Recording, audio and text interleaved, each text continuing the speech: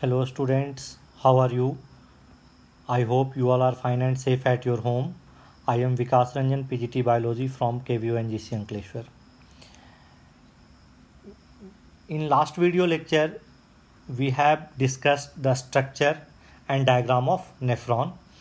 This is the diagram of nephron. I repeat once again. In this diagram, see, this part is called glomerulus. This part is called glomerulus. This is tuft of capillary. Tuft means bunch और गुच्छा of capillaries. यहाँ पर अब देखिए, ये part हो गया, nephron के दो पार्ट होंगे. First is called glomerulus. बाकी का ये जो पूरा पार्ट होगा, येलो वाला जितना पार्ट आप देख रहे हैं, all these parts are renal tubules. First is glomerulus, all these part are renal tubule. अब रीनल ट्यूब्यूल स्टार्ट कहाँ से हो रहा है? तो ये देखिए, एक कप लाइक स्ट्रक्चर से यहाँ एक कप लाइक स्ट्रक्चर बन रहा है. This cup like structure is called Bowman's capsule. Very very important structure. This is Bowman's capsule. अब ये यहाँ से आगे बढ़ेगा, रीनल ट्यूब्यूल बॉमेंस कैप्सूल से आगे बढ़ेगा और एक क्वाइलिंग आपको मिलेगी. This coiling is called PCT, proximal convoluted tubule.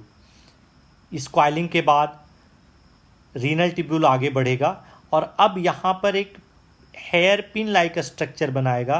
This hair pin like structure is called Henle's loop. ये कहलाएगा Henle's loop.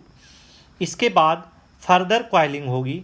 This coiling is called DCT, distal convoluted tubule. और डिस्टल कन्वोल्यूटेड ट्यूब्यूल अटैच होगा एक straight collect structure से. This straight structure is called collecting duct. Henle's loop में दो part होंगे, descending और असेंडिंग. डिसेंडिंग में फिल्ट्रेट चूँकि डाउनवर्ड डायरेक्शन में फ्लो कर रहा है, इसलिए इसको हम क्या कहेंगे? Descending part. चूँकि यहाँ पर फिल्ट्रेट ऊपर की डायरेक्शन में मूव करेगा, इसलिए इसको हम क्या कहेंगे? Ascending part. ये आप हायर क्लासेज में जब 11th में ह्यूमन फिजियोलॉजी पढ़ोगे, वहाँ पर आप डिटेल्स में पढ़ोगे कि डायरेक्शन क्यों और कैसे अपवर्ड और डाउनवर्ड होता है. But you have to practice to draw the diagram of nephron.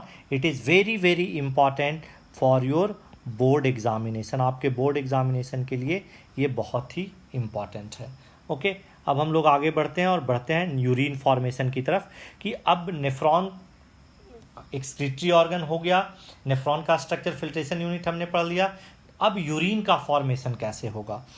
तो urine formation involves 3 main processes. Urine formation में 3 मेन प्रोसेस होंगी. क्या क्या होगा? तो फर्स्ट वन इज फिल्ट्रेशन.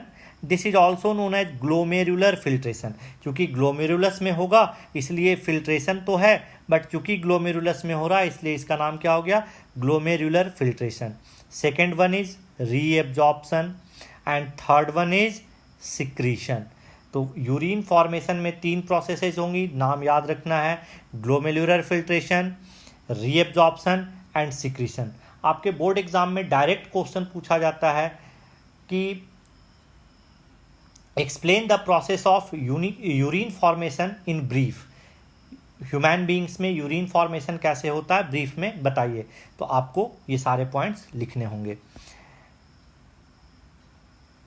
और ये सारी जो प्रोसेसेज हैं, यानी कि फिल्ट्रेशन, रीएब्जॉर्प्शन एंड सिक्रीशन, ये नेफ्रॉन के अलग अलग पार्ट में होगा. Takes place in different part of nephron.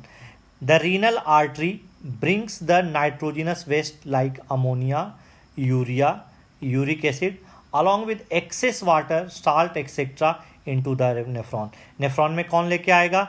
Renal artery लेके आएगी. याद रखना है, नेफ्रॉन में जो वेस्ट होगा उसको लेके कौन आएगा? रीनल आर्टरीज लेके आएंगी. अब फर्स्ट स्टेप क्या होगा? The first step in urine formation is filtration of blood which is carried out by the glomerulus. Hence it is called glomerular filtration. Urine formation का जो पहला स्टेप होगा वो होगा फिल्ट्रेशन. और चूंकि ये फिल्ट्रेशन ग्लोमेरुलस में हो रहा है इसलिए इस फिल्ट्रेशन का नाम होगा glomerular filtration. It filters the nitrogenous waste, water and salt. Blood is filtered so finely that almost all the constituents of the plasma except the proteins pass the lumen of the Bowman capsule. Blood का filtration इतना fine होगा कि larger जो molecule है protein उसको छोड़ करके बाकी सारे जो कंस्टिट्यूट हैं वो सारे कहाँ हो आ जाएंगे, तो बोमेन्स कैप्सूल के ल्यूमेन में आ जाएंगे। ठीक है, तो यहाँ पर फिल्ट्रेशन चूँकि काफ़ी फाइनली होता है इसीलिए इस फिल्ट्रेशन को अल्ट्रा फिल्ट्रेशन का भी नाम दिया जाता है। This filtration is also known as ultra filtration. अब चूँकि फिल्ट्रेशन क्या हो गया, प्रोटीन को छोड़ करके बहुत सारे जो कंपोनेंट थे सबका फिल्ट्रेशन हो गया, लेकिन सबको अब हम यूरिन के साथ तो बाहर नहीं निकाल सकते। लेकिन अगर कोई ऐसा अरेंजमेंट नहीं हुआ रीएब्जॉर्प्शन का, यानी कि जो फिल्ट्रेट हुआ उसको रीएब्जॉर्प्शन नहीं किया गया, तो क्या होगा, ह्यूज अमाउंट ऑफ यूरिन का फॉर्मेशन होगा। लेकिन हम ऐसा देखते नहीं है कि ह्यूज अमाउंट ऑफ यूरिन का फॉर्मेशन होता है।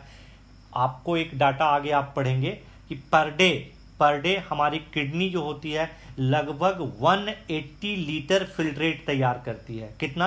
180 लीटर फिल्ट्रेट। बट हम यूरिनेट कितना करते हैं, यूरिन कितना पास करते हैं, केवल 1.5 litre to 2 litre.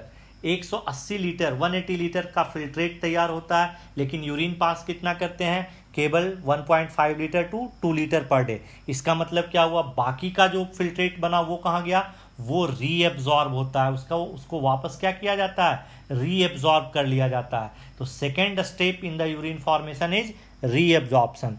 In the process of reabsorption the renal tubule absorbs all the useful substances along with water from filtrate।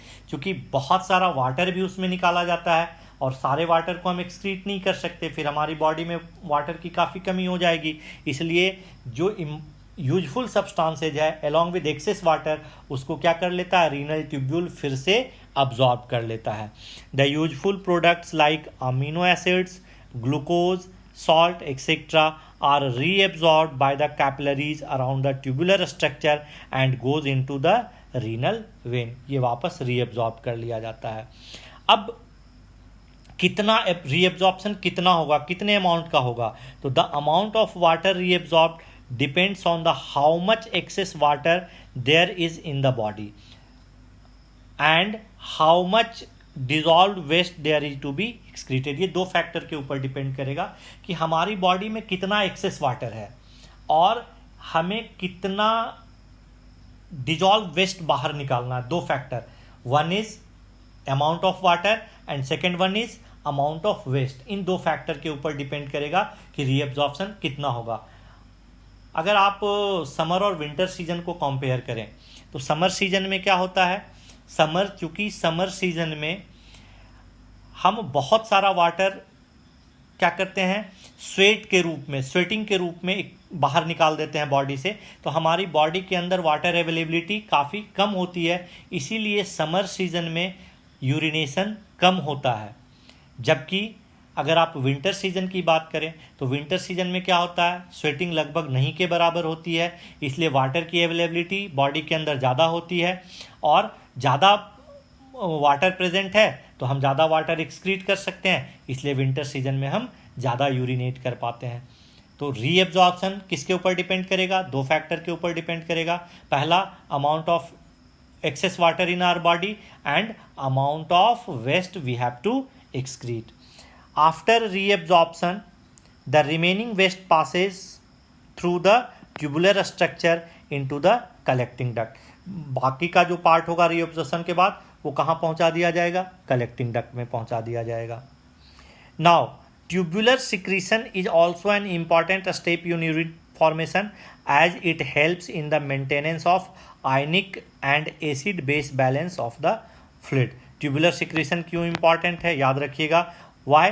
तो tubular secretion is an important step in urine formation because it helps in maintenance of ionic and acid base balance of body fluid। अब ये तीनों processes हो गई।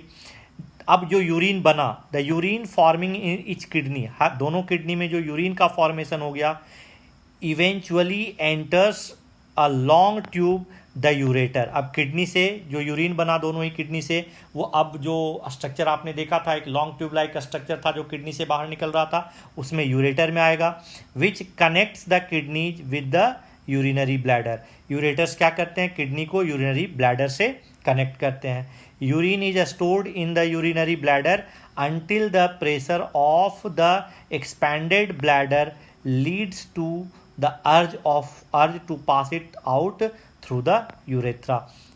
जो urine ureters के through आया वो यूरिनरी ब्लैडर में जमा होगा।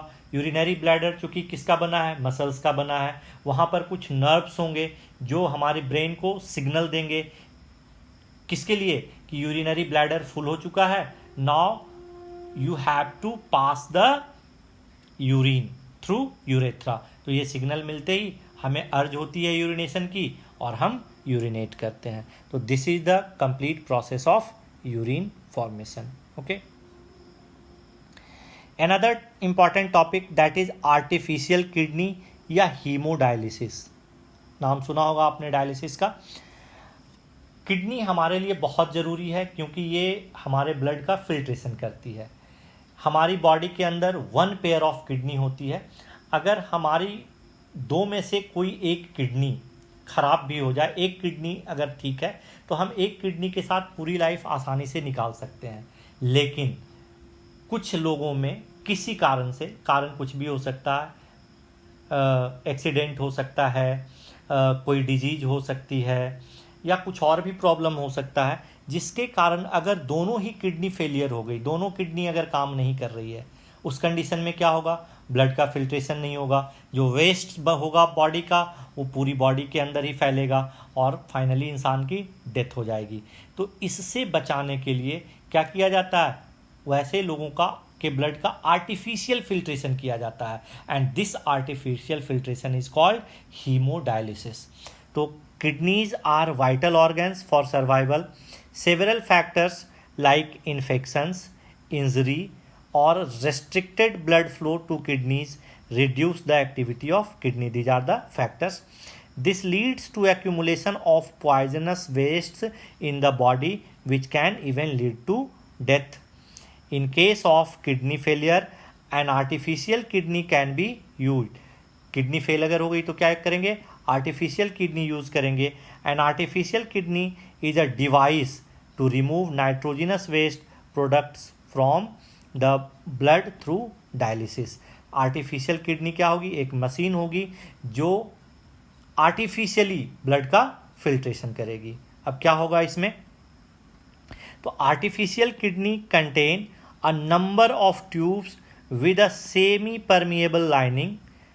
सेमी परमिएबल का मतलब कुछ चीज़ों को वो पास होने देगा, कुछ को पास नहीं होने देगा, semi permeable. Suspended in a tank filled with dialysing fluid. Artificial kidney में क्या होगा, बहुत सारे ट्यूब्स होंगे जो सेमी परमिएबल लाइनिंग होगी उनमें, और वो सस्पेंड होंगे एक टैंक में, जो टैंक फिल्ड होगा डायलाइजिंग फ्लूइड के द्वारा। The patients blood is pass through these tubes. Patient का जो ब्लड होगा इन ट्यूब्स के थ्रू पास किया जाएगा। During the process the waste products from the blood pass into dialysing fluid by diffusion. अब जब डायलाइजिंग फ्लूइड से ब्लड पास करेगा तो क्या होगा, जो भी वेस्ट प्रोडक्ट होगा वो डिफ्यूज होकर के डायलाइजिंग फ्लूइड में आ जाएगा। The purified blood is pumped back into the patient. और जो प्योर ब्लड होगा, फिल्टर्ड ब्लड होगा, वो वापस पंप कर दिया जाएगा पेशेंट की बॉडी में। This is similar to function of the kidney. ये किडनी के फंक्शन की तरह ही होगा, but it is different since there is no reabsorption. तो ये पॉइंट आप ज़रूर याद रखिएगा कि आर्टिफिशियल किडनी या फिर हीमोडायलिसिस बिल्कुल किडनी के फिल्ट्रेशन की तरह ही होगा, बट इसमें क्या होगा, रीएब्जॉर्प्शन नहीं होगा। ओके, तो इस वीडियो लेक्चर में इतना ही। इसके बाद हम लोग एक्सक्रीशन इन प्लांट्स पढ़ेंगे और देन नेफ्रॉन का इजी डायग्राम कैसे बना सकते हैं हम वो सीखेंगे। Okay, thank you for watching.